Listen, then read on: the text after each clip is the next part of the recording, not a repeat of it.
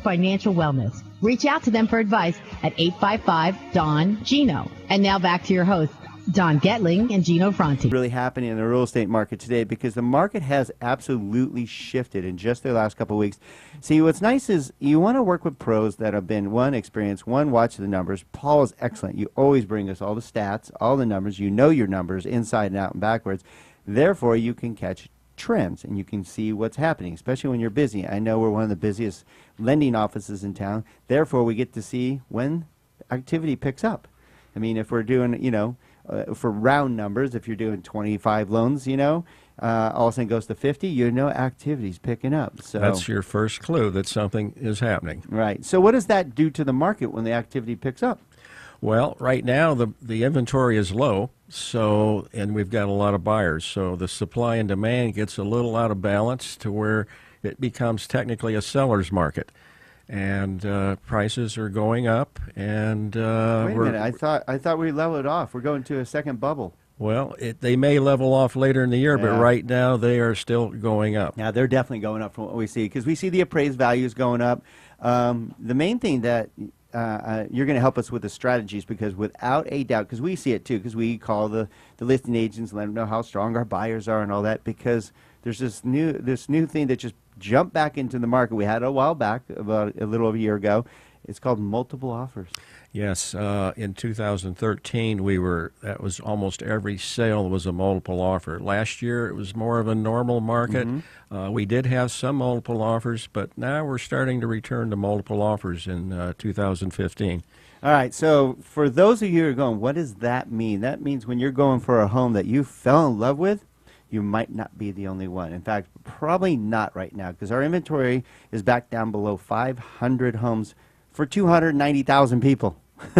That's a problem. So like Paul just mentioned, Paul Dinkel with Remax of Valencia, that is an issue. We are low on inventory, plain and simple. So now when you're going for a home, there's probably 3 or 4 of you. So there's certain strategies they need to know to help them become successful, because it's not just about putting pen to paper. It's about strategically giving them the best offer, right? Yeah, you have to put together an offer that's competitive, knowing that you're going against other buyers.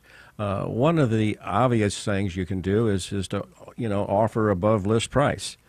If you know there's multiple offers, most of the time you're going to have to do that anyway.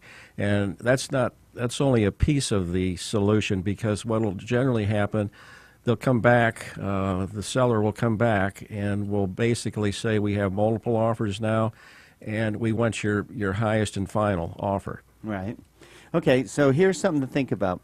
Why it is imperative, and please hear me out, Don Gatling here with the Don and Gino Real Estate and Finance Show every Saturday, 9 a.m. You can watch it live right now on donandgino.com. In fact, we replay the show now, Paul, every day, 9 a.m. and 7 p.m. at donandgino.com. Oh. So any day anybody can get on the show. In case you missed it, you might be already looking at homes right now, or you might be having breakfast with the family, so we don't want you to miss it. Again, donandgino.com. You can watch the show 9 a.m. and 7 p.m. daily.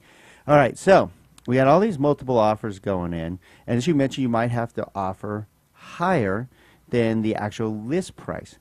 Now, that could cause a potential problem down the line if the professional does not inform you that, hey, if they accept your offer and the appraisal comes in low, what happens? Well, if the appraisal comes in low, that does create a problem, or it could create a problem. Mm-hmm. What would happen then is either the seller would have to lower the price, which they're not inclined to do, or the buyer would have to come up and make up the shortage, because the lender's only going to loan so much. We can only lend based on the loan to value, meaning based on the appraised value or the sell price, whichever is less. So what I'm getting at is Paul does this. I've worked with all your buyers. I love working with your buyers. They're the best. Is that you inform them of that. Instead of just telling what they want to hear, which just offer more. There's no ramification. Just offer $5,000 more or $6,000. Well, you need to have that extra $5,000 or $6,000 if the appraisal doesn't appraise for that. And a good professional will look at the comps, look at the area around it, and say, it's not going to go in higher. So are you prepared to come in with more money to obtain that home? And it may be worth it. Because that home might be another $10,000, $20,000 in the next couple of months anyways. I had some clients that I worked with about a year ago, I guess, and they we had shown them a number of homes. We had written multiple offers on probably a half a dozen properties. And we were not writing 1,000 over, 5,000 over. We were writing $30,000 over the asking price, and we weren't getting any of these offers. And finally, we had a HUD property. It was up in Palmdale.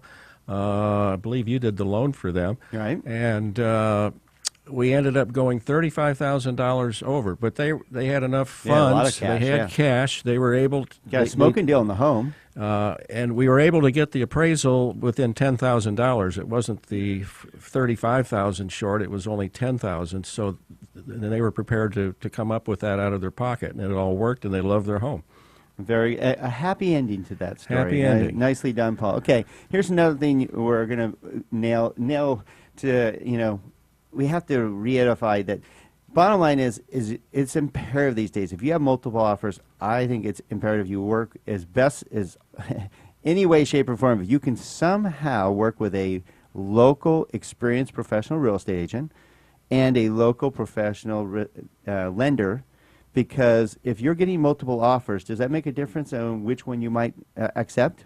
Oh, it sure does. The stronger your loan package is, your offer package is, the better you look in the eyes of the seller and the listing agent.